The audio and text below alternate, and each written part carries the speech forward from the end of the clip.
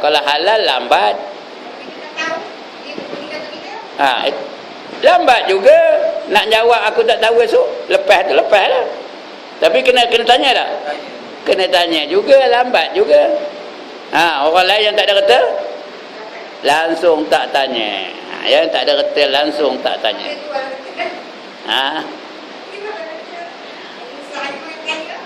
Itu sebab jangan jadi kaya. Ya.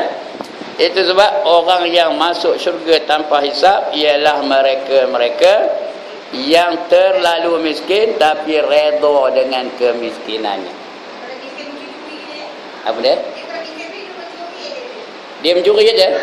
Esok lagi lah lama ceknya. Mana kamu dapat duit curi dentum bagi dia malaikat lagi ya. Curi pada siapa? Pada Nizam dentum katanya. Mana kamu dapat ikan? Kata aku tengok taut. Kata taut siapa? Taut Nizam. Kata pom ni. Berdentum-dentam kena apa ya? Kalau yang haram belaka tu. Jadi itu sebab kata Nabi halaluha hisabun wa haramuha iqabun. Yang halal harta kamu itu akan dihisab dan yang haram akan diseksa. Bukan harta itu diseksa, orang yang memiliki harta itu akan diseksa oleh Allah. Itu penghisabannya. Sebab semua harta atau kekayaan itu akan ditanya dari mana dan bagaimana cara mendapatkannya dan untuk apa dan ke mana dipakaikannya. Kamu ada motor, apa kamu gunakan motor tu? Pergi ke masjid dengar Ustaz Ibrahim ngajar. Lama juga masih ada. Pasal apa? Ditanya. Hari apa hari ini? Setahun berapa kali ditanya pula tu ya? Semua akan ditanya ya? Tapi dapat pahala lah, tapi lambat juga lah. Lambat juga. Yang lebih baik tak ada motor senang. Apa pun tak ada. Jalan kaki aja. Jauh. Selangkah dia berjalan ke majlis ilmu, Allah bagi 10 kebajikan. Ya. Lagi banyak pahala dapatnya. Ya? Tak kira lah. Itu dia. Lagi teruk dia nak datang, lagi besar pahalanya. Orang yang dekat ni, yang dekat-dekat masjid ni, banyak juga pahalanya, bukan sikit. Tapi orang yang jauh lagi banyak pahalanya. Ya? Kiralah selangkah 10 kebajikan, dihapuskan 10 kejahatan. Selangkah 10 kebajikan, dihapuskan 10 kebajikan. Dari sana kemari berapa langkah? Ya. Kalau nak tahu tinggal motor kau balik jalan kaki, bilang langkah tu. 1, 2, 3, 4, 5, 6 bilang. Kalau 1000 kali dengan 10. Ya. Itu dia. Sedangkan perkara yang paling pertama dihisab nanti ialah masalah solat. Itu nombor 1 akan dicek. Solat kamu cukup ke tak? Umur kamu berapa ketika mati? Kemudian tolak 15 tahun zaman huru hara tu. Kalau mati umur 90 esok, tolak 15, berapa ceknya? Berapa ceknya? 75 tahun kena cek. Tiap-tiap hari 5 waktu. Ada tak? Cukup tak 75 kali 5? Kalau tinggal 1 waktu aja, masuk neraka 60 tahun. Ada keterangan mengatakan 60 tahun. Ada yang mengatakan 40 tahun. 1 waktu tinggal masuk neraka berapa tahun? Kali lagi nak tanya Damian ni. 1 waktu tinggal masuk neraka berapa tahun? 60 tahun. Akhirat ke dunia? Akhirat. 60 tahun akhirat, berapa tahun dunia? Mana pula 60,000? 60 kali 1000 kali 365. Mana datang 365 tu? Kerana dalam setahun 365 hari. Jadi kira 60 kali 1000 dan 60,000. 60,000 kali 365 berapa? Tak tahu. Biar saya ngaburkan jawabnya. 21.900.000 tahun. Itu satu waktu tu 21.900.000 tahun. Siapa lalu nahornya angkat tangan? Angkatlah. Atas kalau dulu-dulu tak semayang apa buat? Qadha balik. Ya, qadha balik. Bila nak mula? Sekarang lepas ini kan terus qadha. Tengah ngaji ni tak payah qadha. Dah lepas ngaji kan qadha satu-satu. Apa dia? Malah ada kata. Esok siap dah bukan duduk. Ya. Itu yang dicek dulu tu. Ya, itu baru betul apa cukup ke tak cukup. Lepas tu dia cek pula betul ke tidak. Ya, semayangnya ada tak perkara-perkara yang membatalkan dilakukannya dia tak sedar. Tidaknya gerak-gerak dah tangannya. Takbiratul ihramnya betul tak? Gerak 3 gerak terus betul ke tak? Itu betul atau tidak? Yang ketiga dicek ikhlas ke tidak. Dia semayang kerana Allah ke atau kerana lain daripada Allah. Kalau aku tak semayang apa kata lemeh. Udah kata lemeh pula begini. Dia hendak semata-mata kerana Allah. 3 perkara ni cek. Cukup ke tak cukup. Yang kedua betul ke tak betul. Yang ketiga ikhlas ke tak ikhlas.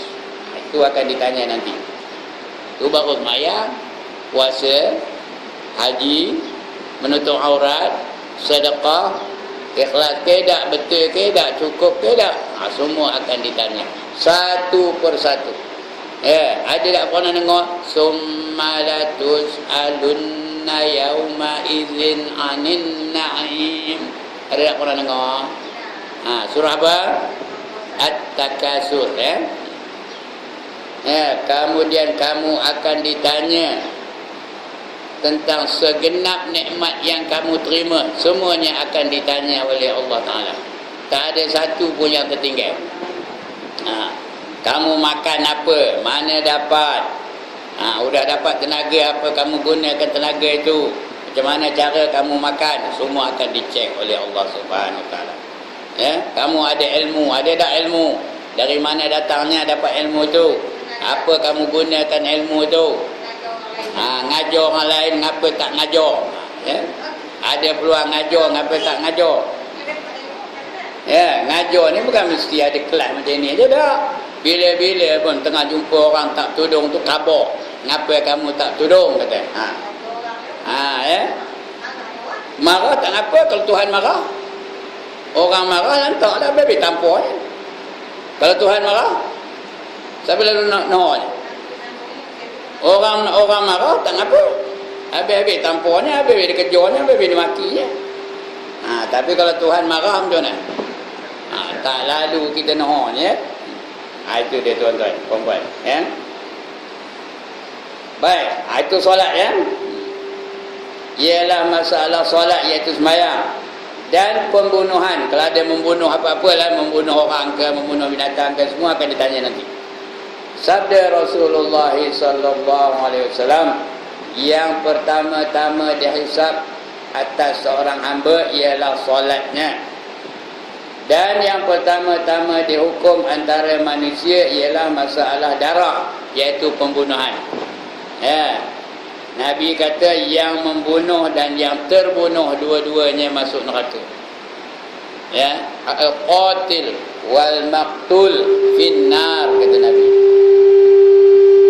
Yang membunuh dan yang terbunuh dua-duanya masuk neraka. Ditanya sahabat, yang membunuh tu iyalah masuk neraka, betul lah tu. Yang terbunuh tu macam mana pula masuk neraka? Apa jawab Nabi?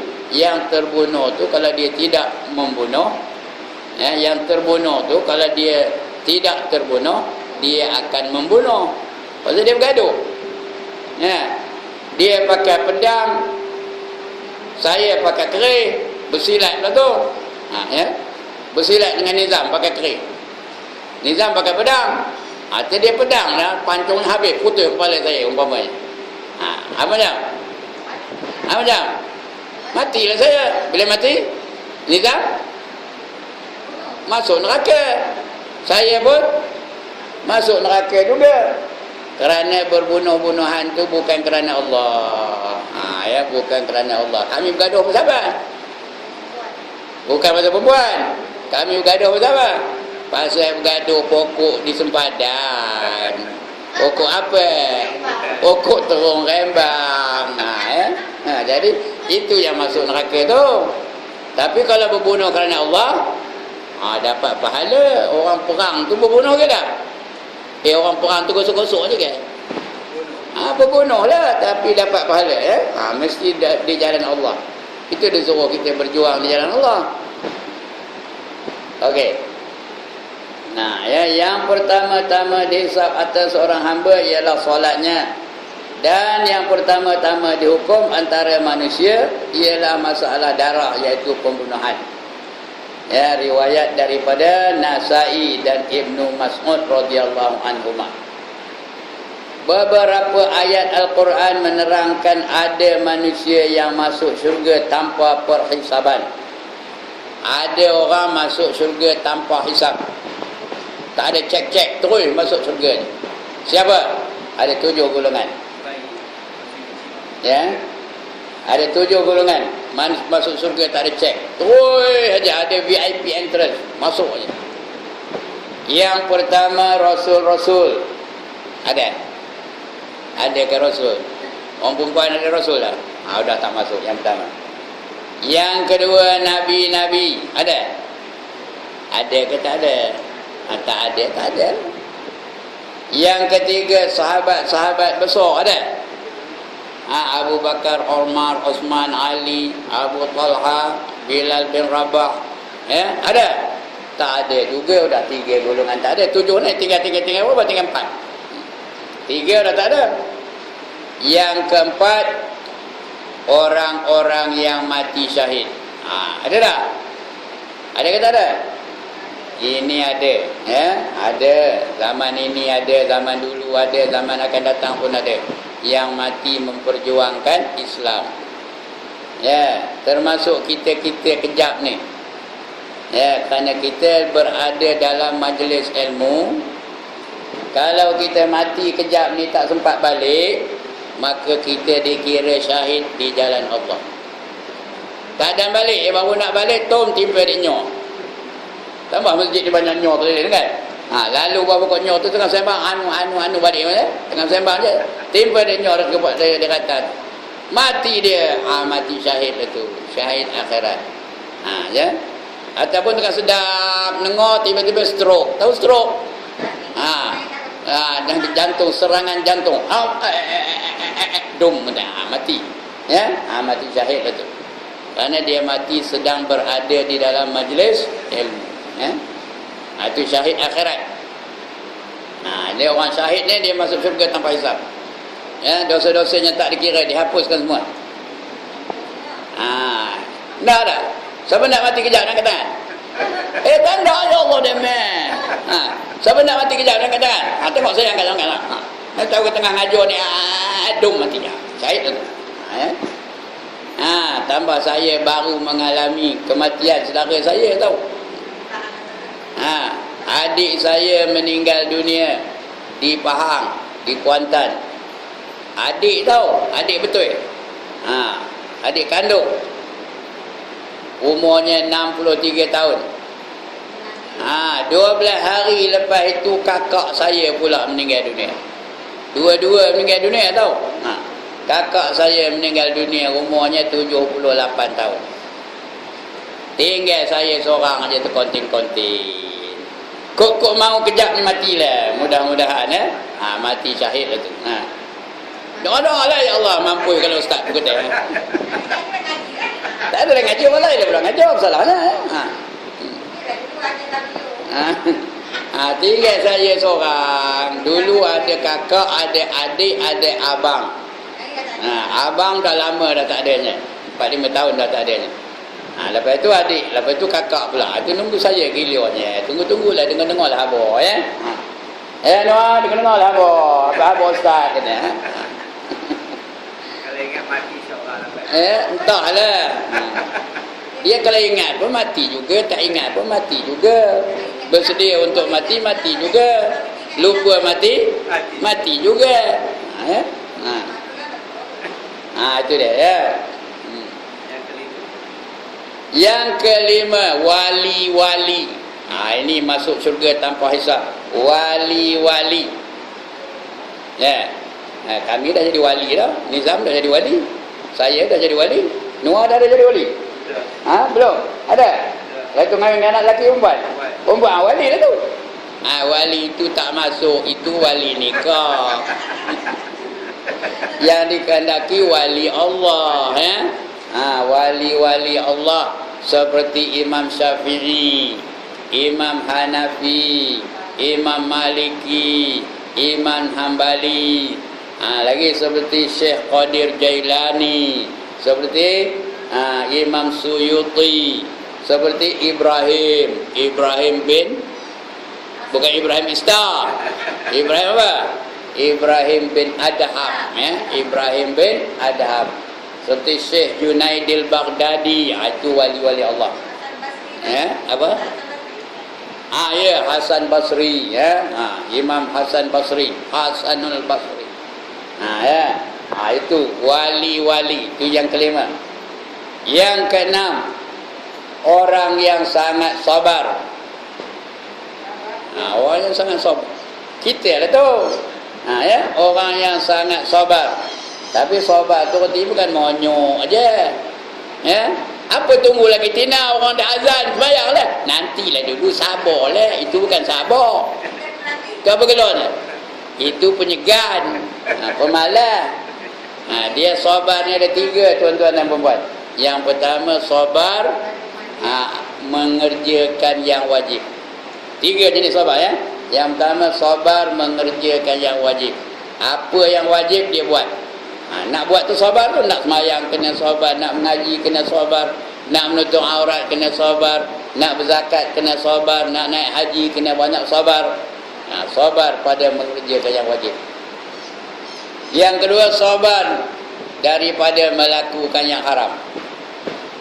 Kena sabar. Kalau dia tak terelak, ndak aja mulut tu ngumpat anu. Hanya orang sabar aja yang boleh mengelakkan diri dia daripada mengumpat. Ya. Kena sabar daripada maksiat. Sabar daripada melihat benda-benda yang haram. Balik kang buka TV apa ceritanya? Kena sabar. Bila yang haram tu tutup balik. Ya. Bila nengok dah ada orang berjoget tu dari Melaka ke negeri Pak tutup. Ya. Sabar daripada mengerjakan yang haram. Yang ketiga sabar apabila didatangkan musibah dari Allah Subhanahu wa taala. Sabar. Mudah-mudahan dengan sabar tu Allah bagi ganjaran. Innama yuwaffas sabirun ajrahum bighairi hisab, kata Allah. Sesungguhnya bagi orang yang sabar itu pahalanya tidak dapat nak dikira berapa banyaknya. Banyak benar pahala orang sabar. Itu yang keenam ya. Dan yang ketujuh orang masuk surga tanpa hisab. Ini yang didoakan oleh Rasulullah. Ya, orang yang sangat miskin tetapi redha dengan kemiskinannya. Dia miskin tapi ceria, gembira, seronok dengan kemiskinannya. Ya. Dia tak nak jadi kaya. Dia kesian dengan orang kaya tu. Kesian dengan orang kaya tu yang banyak benar katanya. Esok dia akhirat, esok lama benar hisabnya. Payah dia nak masuk surga. Dia kesian. Kita terbalik. Macam mana terbaliknya? Kesian dengan orang miskin tu makan pun tak ada apa nak makan katanya. Itu orang miskin. Dia redha dengan kemiskinannya. Kita ni tak ada miskin. Walaupun dulu miskin, dulu saya miskin berbenar tau. Dulu saya nombor 1 miskin. Kena tidaklah miskin. Tidaklah kaya benar, tapi tak adalah miskin. Dulu memang miskin betul tau. Bapa saya meninggal ketika umur 45 tahun. Mak saya memelihara kita, memelihara saya. Saya, kakak, adik pelihara ni ya. Kerjanya motong getah. Masa itu motong getah berapa duit dapat sehari? Habis-habis RM2 sehari kalau tak hujan. Getah murah betul masa itu. Sekarang ni pun murah juga. Itulah. Pada satu malam nak makan tak berlauk. Apa tak ada lauk. Ya. Sudahnya cari krepeh, jumpa sebuku belacan. Bakar belacan tu, kemudian tabur dalam nasi tu. Tabur. Nak bagi pelincir apa? Ambil air sejuk, tuang air sejuk dalam nasi tu. Jadikan kuah, makan sedap pula tu. Ya, amat sedap rasanya. Nangis mak saya tengok saya makan. Saya pun heran, kenapa mak ni nangis? Sedap. Ya. Lepas itu udah saya pencin, udah kerjanya jual ikan. Tahu jual ikan? Tak ada lah, tak berlauk. Cerita tak berlauk tak ada lah. Bawa balik ikan merah, ikan terisi, ikan jenahak, ikan apa. Tapi tak sedap. Sedap lagi apa? Belacan tabur tadi. Itulah dia ya. Tuan-tuan bapak tak pernah miskin macam saya. Saya ada merasa miskin tau masa budak-budak main. Kedari tak ada lah miskin. Bukan nasi ayo tak ada lah miskin. Kopi. Ada apa ayo alam ini tak ada. Saja itu kerana saja tu makan nasi dan kopi itu saja. Bukan kerana tak berlauk. Ini memang tak ada langsung. Zaman itu. Ya. Okey. Itu orang yang miskin tetapi redha dengan kemiskinannya. Dia masuk syurga tanpa hisab. Okey, 7 golongan. Hendak yang mana? Yang mana boleh dapat 7 golongan ni? Yang mana boleh dapat? Nabi tak ada. Rasul tak ada. Sahabat pun tak ada. Wali pun tak ada. Wali adalah. Lagi? Syahid. Boleh. Syahid boleh dapat. Tapi kena berjuang di jalan Allah lah. Tak berjuang mana nak dapat syuhada ya. Lagi yang miskin tu tak ada. Mana ada miskin? Siapa ada miskin penuh? Angkat tangan. Ya. Tak ada. Sabar boleh. Kemudian di sini kata, jadi orang yang sabar. Sabar pada mengerjakan segala yang wajib, sabar pada meninggalkan segala yang haram. Jadi ada 2 golongan ni yang boleh. Sabar. Lagi satu, syahid. Itu aja dia jalan nak masuk syurga tanpa hisab. Apa? Miskin mana ada? Siapa yang miskin penuh? Angkat tangan. Saya tengok penuh mana kopi orang ni. Mana ada? Kelapa sawit ada berapa? Mana yang katakan miskin? Okey. Ya. Baik, menurut Imam An-Nasafi, Imam An-Nasafi di dalam Bahrul Kalam. Bahrul Kalam itu artinya lautan kalam, lautan perkataan ya. Bahawa yang tidak dihisab itu ialah nabi-nabi dan rasul-rasul, anak-anak, budak kecil-kecil, tak dihisab ya.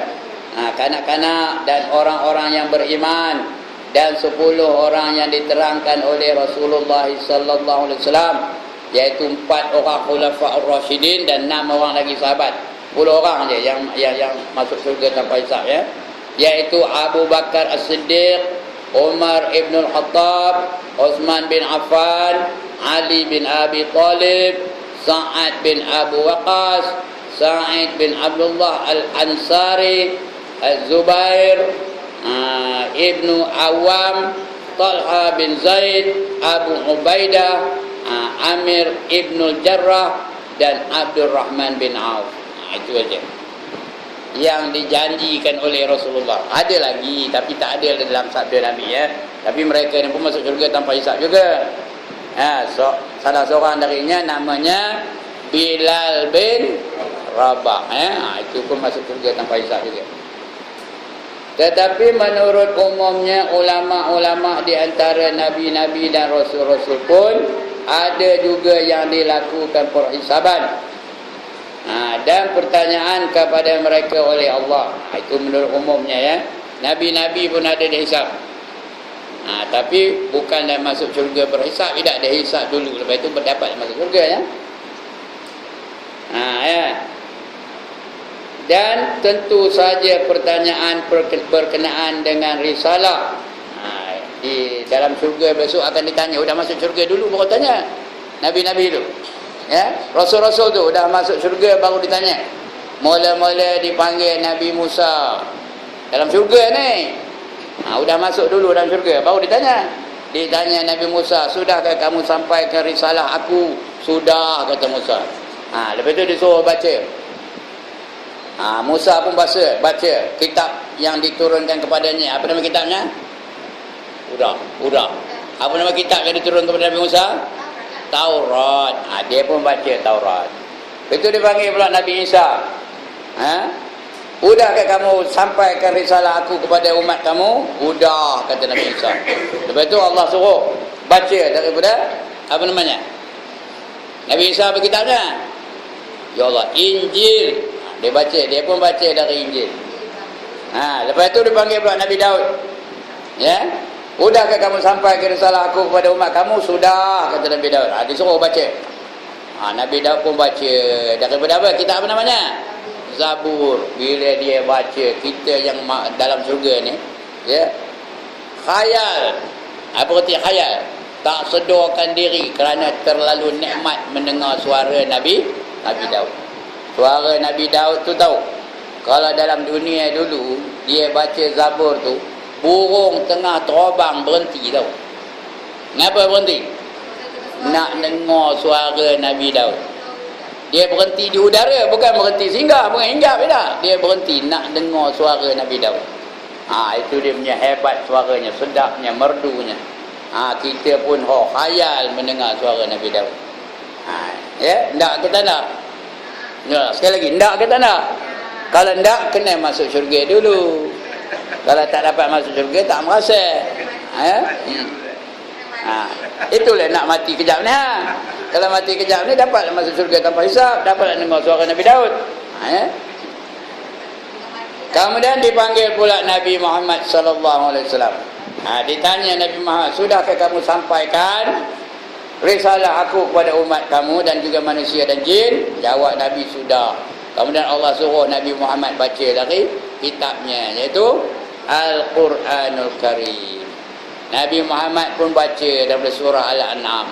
Rupa-rupanya tuan-tuan dan puan-puan, suara Nabi Muhammad itu 70 kali lebih sedap daripada suara Nabi Daud. 70 kali lebih sedap daripada suara Nabi Daud. Hari ini kita faham suara yang paling sedap ialah suara siapa? Suara Nabi Daud. Rupanya suara Nabi Muhammad 70 kali ganda sedapnya daripada suara Nabi Daud. Itu dia, ya. Lagilah terpesona kita, lagilah seronok kita. Sebab itu Nabi Muhammad tu last. Dalam syurga ni tuan-tuan dan puan-puan, yang merdu tu lagi lama lagi merdu, lagi kemudian lagi merdu, lagi kemudian lagi merdu. Yang terkemudian adalah yang paling merdu, ya. Lepas itu Allah sendiri membaca dari kalamnya, daripada kitabnya. Dia baca surah Ar-Rahman. Lagilah tak tahu nak ngaburkannya, kerana Allah baca tu bukan pakai suara, bukan pakai huruf, ya. Tak ada suara, tak ada huruf. Allah mana ada suara, mana ada huruf. Tapi kita dapat merasakan kenikmatannya. Macam mana entah. Jangan tanya-tanya, saya tak tahu jawabnya. Nak mati besok baru tahu. Dalam syurga besok baru tahu. Tapi syaratnya masuk syurga. Lagi hebat, dia baca surah Ar-Rahman. Ar-Rahmanu 'allamal Qur'an, khalaqal insana 'allamahul bayan, asy-syamsu wal qamaru bihusban. Yang hujungnya ada banyak apa? Fa bi ayyi ala'i rabbikuma tukazziban. Kita lagi seronok, lagi syok, lagi apa kata, khayal kita ni. Kerana mendengar Allah membaca daripada kalamnya sendiri, tanpa suara, tanpa huruf. Macam mana entah. Begitulah nikmat dalam syurga. Lepas tu ada lagi nikmatnya. Apa lagi nikmatnya? Apa lagi nikmatnya? Udah lepas dengar Allah baca tu, apa kata Allah? Apa tanya Allah? Maukah kamu aku buka hijab supaya kamu dapat melihat wajah aku? Ada orang tak nak tengok Tuhan, ada orang tak nak tengok Allah, angkatlah tangan, ayat tak siar, kata ada. Ya. nikmat yang paling besar di syurga nanti ialah nikmat melihat wajah Allah. Ya. Allah bukakan tabiat, maka kita pun nampak wajah Allah. Mana rupanya? Entah. Tak tahu ya. Kerana Allah tu bukan macam orang boleh nampak warna kuning, merah, hijau, putih. Tak ada. Kita tak tahu macam mana keadaannya. Laisa kamitslihi syai'. Itu dia. Maka lagi seronok, berseri-seri muka kita besok. Wujuhun yawma idzin nadhirah ila rabbiha nadhirah. Pada hari itu muka mereka berseri-seri. Mereka itu siapa? Kita lah, ahli-ahli syurga. Kita ni ahli syurga ke ahli neraka? Kali lagi tu. Siapa tak nak? Kali lagi. Kita ni ahli syurga ke ahli neraka? Ahli syurga. Berseri-seri muka kita. Kerana kepada Tuhan mereka dapat melihat. Itu dia. Ya. Dan tentu saja pertanyaan berkenaan dengan risalah, iaitu kerasulan mereka masing-masing. Di antara yang ditanya ialah Nabi Isa bin Maryam. Isa tu anak Maryam, ya. Isa tu bukan anak Allah, ya, anak Maryam. Firman Allah, dan ingatlah tatkala Allah berkata, hai Isa anak Maryam, hai Isa anak Maryam, adakah engkau berkata kepada manusia, jadikanlah aku dan ibuku sebagai Tuhan selain dari Allah? Kerana ini dakwaan orang Bani Israel. Dia katakan Isa tu anak Allah. Ya, Maryam tu isteri Allah. Ya, adakah kamu ngapa pada umat kamu apa itu? Dia iaitu Isa menjawab, Maha suci engkau, tidaklah patut bagiku berkata apa yang tidak ada. Tidak ada hak begitu bagiku. Tak ada hak bagiku. Aku tak boleh cakap macam itu. Jika aku ada mengatakannya, maka sesungguhnya engkau tahu akan dia. Engkau tahu apa yang aku pada diriku, yang ada pada diriku, sedangkan aku tidak tahu apa yang ada pada dirimu. Aku tak tahu tentang kamu, tapi kamu tahu tentang diri aku. Kerana sesungguhnya hanya engkaulah yang maha mengetahui perkara-perkara ghaib. Tidak ada kataku, tidak aku katakan kepada mereka selain apa yang engkau perintahkan kepadaku, iaitu sembahlah, iaitu beribadahlah akan Allah, Tuhanku dan Tuhanmu. Ya, nabi-nabi ni semua mesejnya sama aja. Nabi Adam pun macam itu, Nabi Isa pun macam itu, Nabi Musa pun macam itu, Nabi Syuaib pun macam itu. Mesejnya sama aja. Ani'budullah wa